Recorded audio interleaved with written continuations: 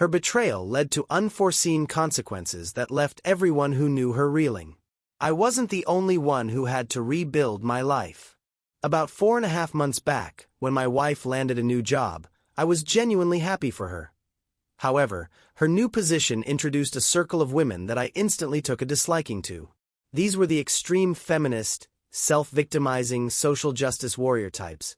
The sort who would scold you whether you opened the door for them or left it closed, making it impossible to please them. At first, I laughed it off, thinking it was just a passing phase that wouldn't impact our relationship. But over the past couple of months, I began to observe unsettling changes in her. I've spent 12 years in marriage, and together we've raised an 11-year-old daughter and a 9-year-old son. Yet, in all those years, I had never seen her behave in this way. One day, as I observed her, I caught sight of a small but unmistakable detail. Beneath her dress, she wasn't wearing any underwear, a subtle signal that something was off, hinting at infidelity. She began to hurl baseless accusations at me, insisting that I was inherently evil simply because men had, over time, oppressed women. All the little gestures I once did for her, which she had appreciated, suddenly turned into triggers for our arguments.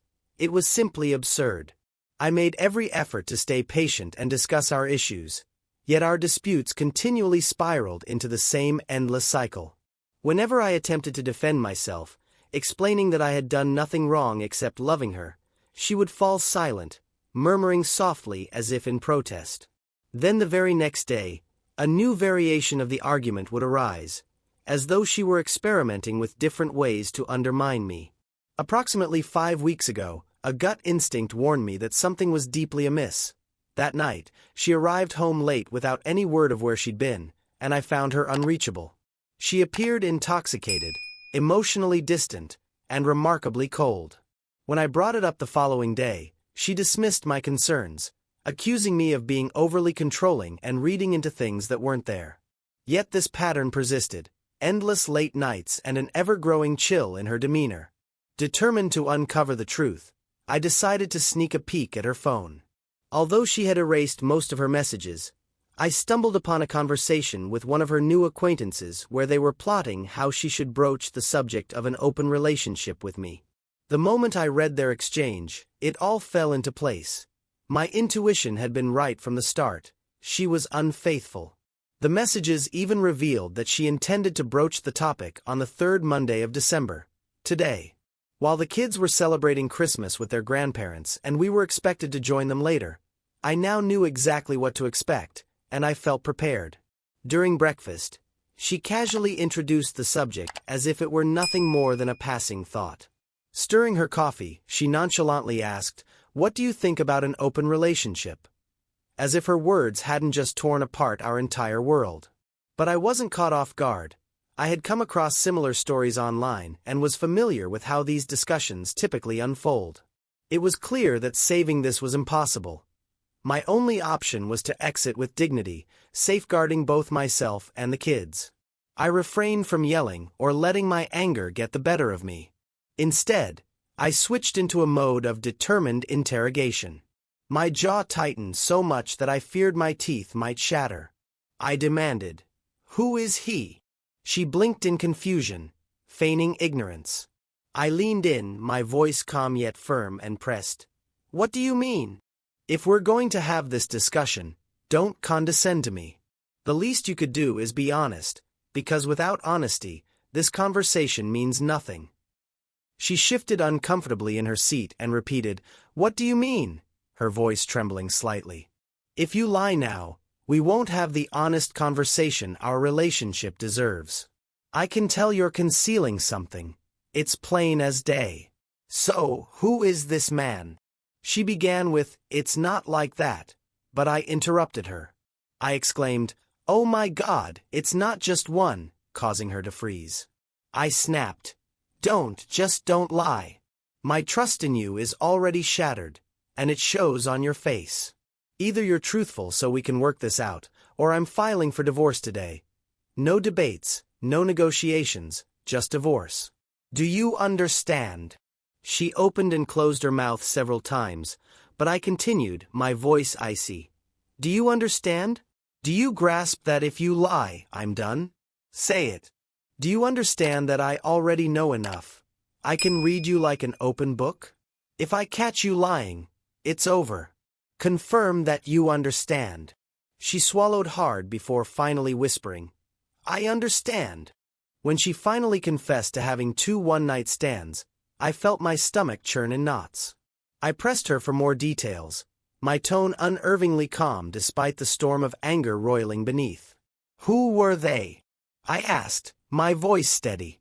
She hesitated for a moment before I continued. Are they married? Watching her swallow hard and nod, I followed up. Do they have kids? Another nod confirmed my worst fears, and I felt utterly sick. In that moment, it was clear she hadn't just torn apart our family. She had dismantled 2 families, and every suspicious moment since she took that job, the late nights, her changed demeanor, the sudden arguments, suddenly made sense. Then she dropped another bombshell. I'm planning to sleep with someone at work, she declared almost defiantly, adding, it's good for me. I stared at her, barely believing the words leaving her mouth. Out of nowhere, she snapped. What the hell? You don't have any right to control me, Jake. This is my life, my body, and I have every right to pursue what makes me happy. Forcing myself to remain composed, I asked, who is he? A colleague. With a casual shrug, she replied that he and his wife were in an open relationship. Exactly what she wanted for us. I clenched my fists and demanded, his name? His wife's name. She sighed and rolled her eyes as if I were being unreasonable, then offered up their names, as though that somehow justified her plans for an affair. And just when I thought it couldn't get any worse, she smirked and added, I was thinking of setting you up with one of my friends, someone who's really into you. I let out a bitter, humorless laugh because I knew exactly who she was talking about, and I wasn't going to go near her with a 10-foot pole. I'm not interested, I said flatly, but she just shrugged again, as if none of this mattered. That was the tipping point.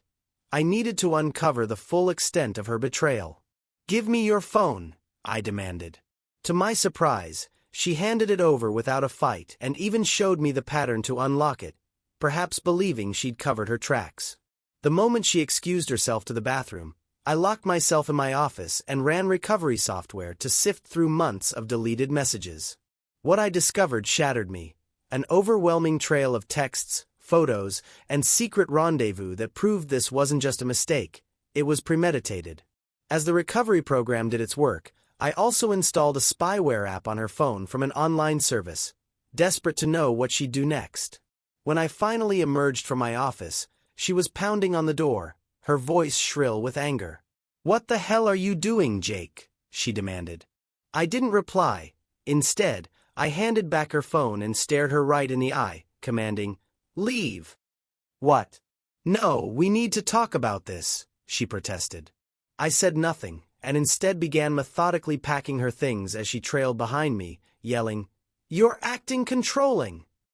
She then screamed, You're holding me back, just like men have always held women back. I ignored her outbursts. You never really loved me, she accused next, insisting. If you did, you'd support me. I have every right to do this. You should just accept it. I kept quiet, focusing on packing without giving her any more energy. By the time I finished packing her bags, her anger had dissipated to a standstill. She just stood there, breathing heavily, waiting for me to start an argument. Finally, when she fell silent, I said, Pick up your damn stuff and get the hell out of here. After a moment of hesitation, she gathered her things. She had nowhere else to go except her parents' house. As she descended the stairs, I added one last remark. You're single now. Do whatever you want. Be the town bicycle, for all I care. I'm not controlling you anymore. My lawyer will be in touch. She turned to say something, but instead slammed the door, and I shut it and locked it behind me. Yesterday afternoon, I met with my wife as planned. True to form, she arrived about 30 minutes late. Instead of coming with a lawyer, she brought along one of her new so-called friends, a loud, trashy woman who looked like she was out to stir up trouble from the moment they walked in. Right away, they started bad-mouthing me, tossing out snide remarks and openly mocking who I was. My lawyer had given me clear instructions on how to handle these moments, so I just sat there, keeping quiet. Whenever they addressed me directly, I answered as neutrally, or even as positively, as I could, and if my lawyer placed both of her hands flat on the table, I took that as my cue to say nothing at all. The barrage of insults kept coming. They laughed at their own jokes, clearly trying to rile me up, but I didn't take the bait.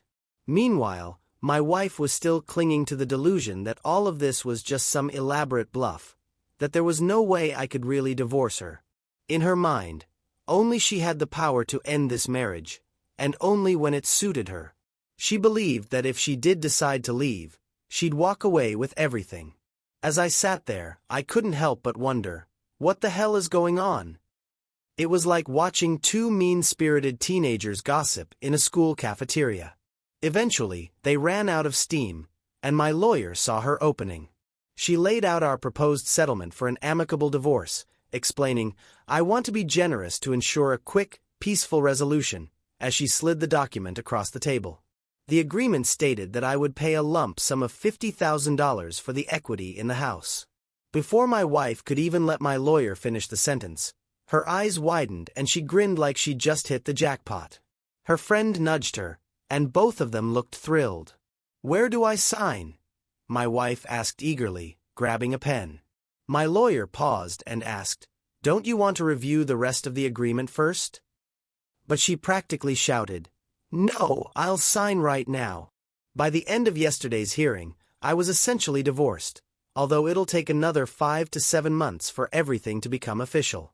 I'm forever grateful to my incredible no-nonsense lawyer, who managed to get me a hearing just 10 days after we submitted the paperwork.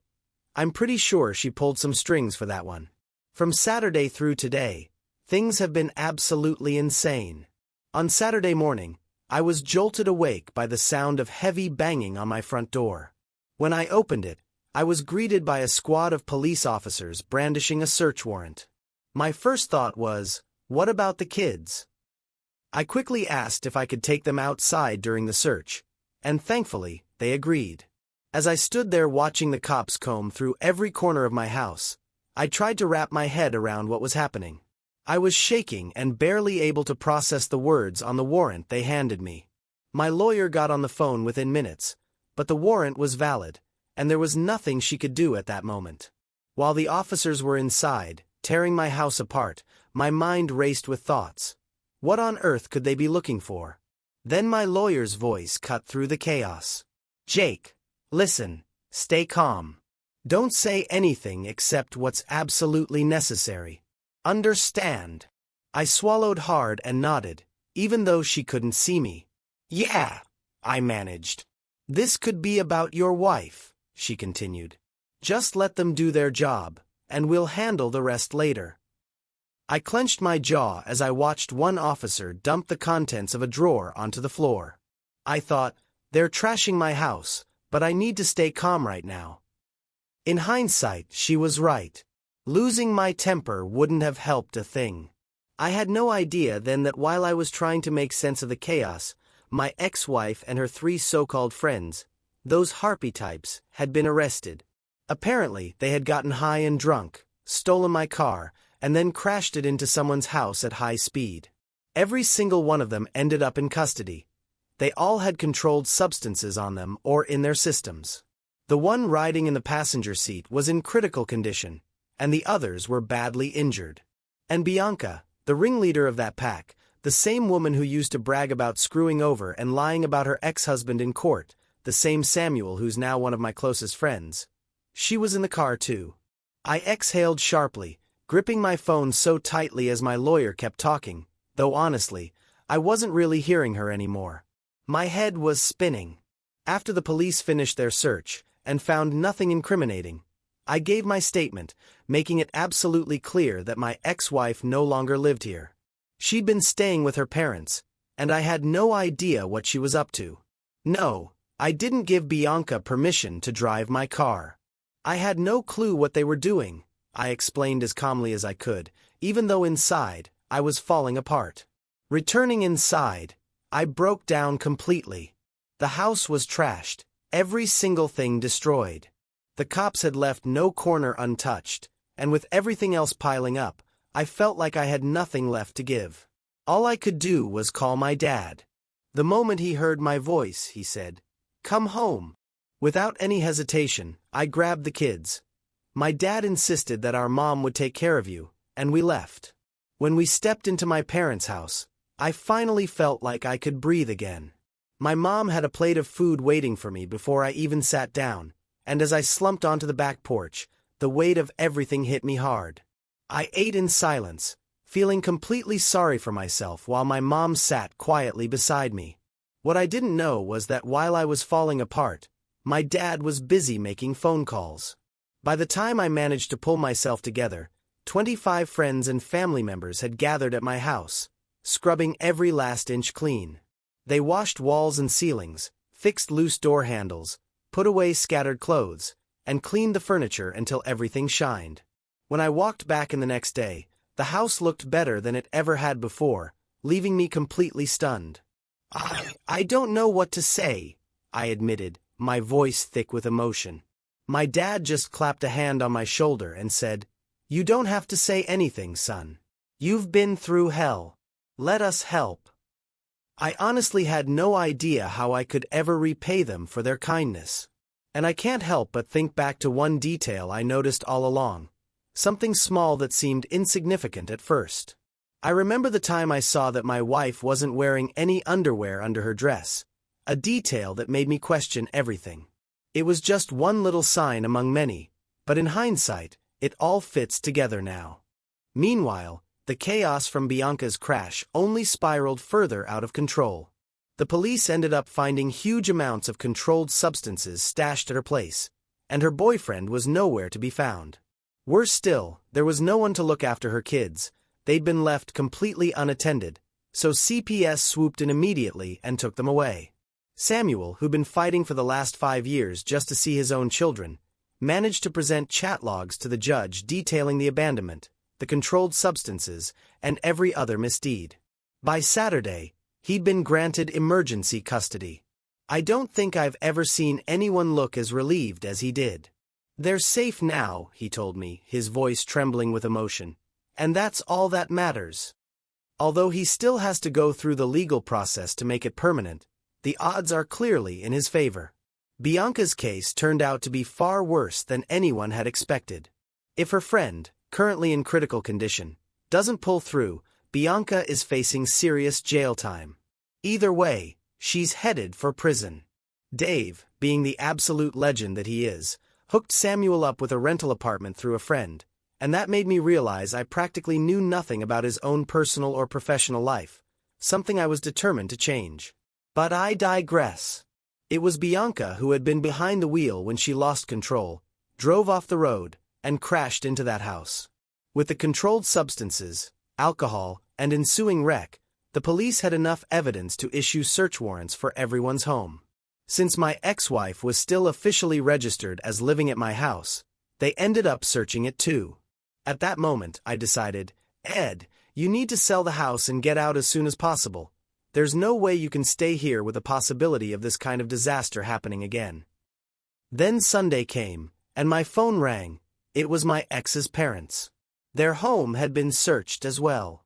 They told me they'd visited their daughter in jail on Saturday and, after that, trusted nothing she said anymore. They came over wanting to talk.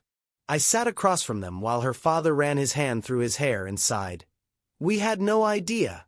She told us she was staying with you, that you two were trying to work things out." I let out a bitter laugh and said, "Yeah, she also said you knew everything and didn't care."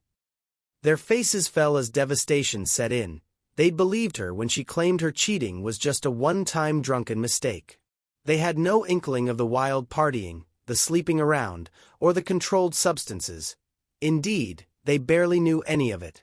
Come Monday, my ex-wife called me from jail, asking me to post her bail, a staggering $20,000. With her parents already refusing to help, apparently I was her only option left. "Are you serious? Do you really think I'd bail you out after everything?" she sniffled. "Please, Jake, I need help." I almost laughed at the absurdity. Now she was in need of help. After speaking with my lawyer, we drafted an agreement. If I paid her bail, that amount would be deducted from the divorce settlement once she showed up in court and the bail was released. Her mother would hold the remaining funds in trust. I wasn't about to let her use this as an excuse to dodge the hearing, and my lawyer agreed. In the end, she had no choice but to sign. She was released that Monday afternoon, but it wasn't long before she screwed up again. Her parents had set strict conditions for her staying with them: no controlled substances, a commitment to rehab, an open phone policy, and cutting ties with bad influences, but she refused to follow any of them. By Wednesday, she was off with some of her new friends and didn't even show up for the custody hearing. When I stood before the judge, my lawyer laid it all out: her drug use, her disappearing act, the crash, CPS taking Bianca's kids, and her missing the court date. It was wrapped up in just a 45-minute hearing. I won full custody. The settlement proceeded as per our agreement. Officially, the paperwork will take another 4 to 6 months to finalize, but in reality, it's over. There's nothing she can do to stop it now. A week later, I got a call from the hospital. My ex was there, badly beaten. Since I was still her emergency contact and she remained on my health insurance, the hospital had to notify me. She'd lost some teeth, broken her jaw, and was kept in for observation for a few days. I immediately called her parents and brought them along. When we arrived, we learned that some of her so-called friends had attacked her. Apparently, rumors had spread that Samuel was holding chat logs of Bianca bragging about what she'd done, and for some inexplicable reason, they assumed my ex was the one who'd leaked them. So they beat her up and threw her out. I couldn't believe it. Even after everything, she still didn't understand that I could monitor her phone. She had no clue how much I actually knew, and I wasn't about to tell her. I planned to leave everything exactly as it was until the divorce papers were finalized, until I could finally hold them in my hands. I refused to let myself accept that it was real. When I saw her lying there, bruised and swollen, I felt a fleeting urge to laugh and mock her, but that instinct died as soon as she opened her mouth. "Can I move back home?" she asked, her voice hoarse from the injuries. I stared at her, almost laughing at how absurd that request was. "No way in hell," I said firmly. Her mother, standing right beside me, didn't even flinch. "We're not giving you a dime unless you get clean and stay that way for at least a year," her mother declared. "And even then, you have to follow our rules. No controlled substances, no bad influences, and complete transparency." My ex barely reacted. She just looked irritated. "I'm sorry I ruined everything," she muttered, not even meeting my eyes. I sighed and shook my head. "I don't think you really mean that." She didn't argue. She just stared blankly at the hospital wall, detached and uninterested. She didn't ask about the hearing, her critically injured friend, or even the kids. She just sat there, lost in her own world. It hurt. It really did. I wanted to scream at her, to force her to understand the damage she'd done to me, to our family, to herself, but I knew it wouldn't change a thing. This was who she had become. I left the hospital without another word. From that moment on, I went completely no contact. I just couldn't do this anymore. I had to protect my kids. The following days blurred together. People kept congratulating me, treating me like I'd somehow won a major victory. Then another call came, this time from the nurse taking care of one of my ex's friends, the one who'd been in critical condition. She'd woken up, and for some reason, I asked if I could talk to her. Maybe I needed closure. Maybe I just had to understand how everything went so horribly wrong. She agreed. When I walked into her hospital room, the first thing she blurted out was, "Hey, you want a BJ for $50? I swallowed my disgust and shook my head. "No," I said, "but I'll give you 100 if you tell me the truth about what's been going on." After a long pause, she shrugged and said, "Sure, why not?" And then she told me everything. According to her, Bianca was the ringleader, the mastermind who had dragged my wife into their group despite everyone else's protests. It started with just partying, But soon controlled substances came into the mix, followed by addiction and the eventual selling of one's body for cash to feed the cycle. My wife had initially clung to the feminist mantra of "my body, my choice" that they all used to justify their actions, but in the end, it was just a front for their self-destruction. She got hooked fast, the nurse said bluntly, and once that happened, she started doing what we all do, trading sex for money and money for controlled substances. I felt like I was about to be sick. She was only after your money, you know. She didn't care about anything else. I clenched my jaw. It wasn't something I hadn't suspected already, but hearing it out loud made it all too real. I asked about the men who had beaten my ex, and she told me everything she knew. They weren't just a bunch of random drug users. They were dangerous, and now I had to wonder if they might come after me or the kids next. Meanwhile, Bianca was facing a laundry list of charges: death threats, resisting arrest, drug possession, prostitution, trafficking, child abuse, DUI, property damage, and auto theft. She was denied bail as a flight risk. There was simply no way out for her. Then the nurse delivered another piece of news I'd been dreading. My ex had attempted suicide. I had feared as much and had talked to her father about it earlier, suspecting that with her world crumbling, she might do something drastic. We'd agreed to keep a close watch on her. Thankfully, she still didn't know that I was tracking her phone live. While we were at the cabin on Saturday, I received a message from her that read exactly like a suicide note. She confessed everything: her addiction, the prostitution, how she'd let everyone down, and that she was going to do the only thing she felt she could. My heart pounded as I read it. I immediately called her dad, my voice shaking as I said, "It sounds like she's about to do something drastic." His voice was tense as he asked, "Where is she?" I checked my phone and saw she was in a park, probably just sitting there. "I'm on my way," I said. Every minute dragged on as I stared at her location on my phone, praying that the dot wouldn't move, fearing that her dad might be too late. Then the phone rang. Her dad's breathless voice said, "She's unconscious, but she's alive. She's hypothermic. I'm calling an ambulance." I exhaled a breath I hadn't realized I was holding. She was rushed to the hospital and stabilized, though the doctors warned that if her father had been even a little later, she might not have made it. They pumped her stomach, warmed her up, and put her on methadone for now. The doctor said she faced a long road ahead, but at least she had a chance. Her father managed to secure guardianship, stripping her of the right to refuse treatment, and had her forcibly committed to a rehab center for a sedated detox. I wasn't sure exactly when it would happen, but likely sometime that week. Oddly enough, the courts granted her father guardianship not because she had attempted suicide, but because she'd abandoned her children. Apparently, the law sees abandoning your kids as evidence of irrational behavior, while a suicide attempt is brushed aside. It made no sense to me, but I was just relieved she was finally getting help. I hadn't canceled her health insurance yet, so her treatment was still covered, and I told her father I'd help with the finances, as long as my ex never found out it was coming from me. Still, I couldn't shake the worry about those men who'd beaten her up. I kept glancing over my shoulder, wondering if they'd come after me or the kids next. Samuel, who'd presented those chat logs in court, was convinced that my ex had been the one to pass them along, and they might still be out for revenge. I decided to talk to Samuel about it. He listened, nodding slowly, and then said, "I'll handle it." I knew exactly what that meant. Samuel isn't one to make empty promises. He's a mountain of muscle, a man who could tear an average guy apart without breaking a sweat.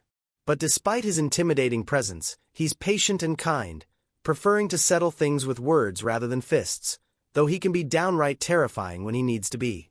Later, he went straight to their apartment. I can picture it clearly. He stormed in, grabbed both guys by the neck, and told them plain and simple that Bianca had given him the chat logs. "Since you hurt someone I care about, you have two choices. Come with me to the police right now and confess everything, or we settle this right here," he said. He let that statement hang in the air for a moment before adding, "And if we settle it here, I promise you, there will be a lot of pain." I can almost see him smirking as he spoke, He told me they practically tripped over themselves on their way to the police station. I wasn't worried about them anymore. With all that behind me, I turned my attention to moving. Dave helped me find a new apartment, and soon enough, the kids and I would be starting fresh. But I was completely exhausted. The weight of it all had crushed my spirit, and no matter how hard I tried to push forward, I felt utterly drained. The only thing keeping me going was my kids. I had to be strong for them. Strangely enough, when they learned that their mother was an addict, it helped them understand the situation a bit better. It was easier for them to accept that she was sick and needed help than to believe she'd simply abandoned them for no reason. I reassured them that she still loved them, even if she wasn't around right now. I was determined to create some positive memories, and Samuel was doing the same. The kids laughed and played, just as kids should, and watching them filled me with a long-forgotten sense of hope. Maybe, just maybe, we were going to be okay. Then, a few days later, my phone rang late at night while I was half watching cartoons with the kids. I knew immediately it wasn't good news. It was her father. His voice was strained, as if he were holding back tears. "She's gone, Jake," he said, and I felt the air leave my lungs. "What?" "She excessive consumptioned in rehab." I managed to ask, but his voice broke on the last word. For several seconds, I was completely numb. My mind refused to process it. She was supposed to be safe. She was supposed to get better. How? I finally asked. "She had a visitor today, some friend of hers. I don't know her name, but the police do. That friend gave her something." He let out a shaky breath. "She was found unresponsive a few hours later. They couldn't save her." I closed my eyes and whispered, "Jesus Christ." He continued, "Her friend has been arrested. They're investigating how the controlled substances got in and whether anyone at the facility helped. It doesn't matter now, she's gone." I sat there in stunned silence, gripping my phone so hard my knuckles turned white. I should have been furious, screaming, punching walls, demanding justice, but all I felt was a deep, overwhelming emptiness. I heard him sniffle on the line. "I failed her." "No," I replied automatically, though I wasn't sure I believed it. "We should have done more." He whispered. I didn't have an answer for that. The funeral was a complete mess. Her parents were inconsolable. Her mother kept repeating, she was supposed to get better, she was supposed to come back, while her father stood stiffly by the casket, jaw clenched and tears streaming down his face. He had fought so hard for her, dragging her into rehab, forcing her into treatment, and now there was nothing left to fight for. The kids didn't even attend. I couldn't bear to make them watch their mother being lowered into the ground. I explained to them the truth, that their mom had been gravely ill and that sometimes, no matter how much help someone gets, they just don't make it.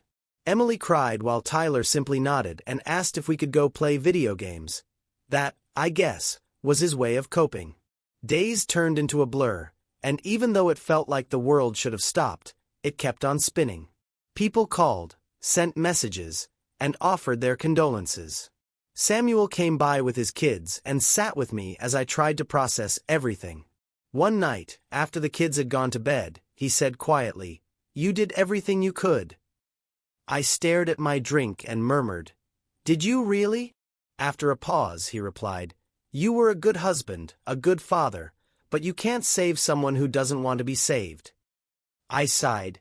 "I still loved her, you know." "I know," he said softly, "but love wasn't enough. She's gone."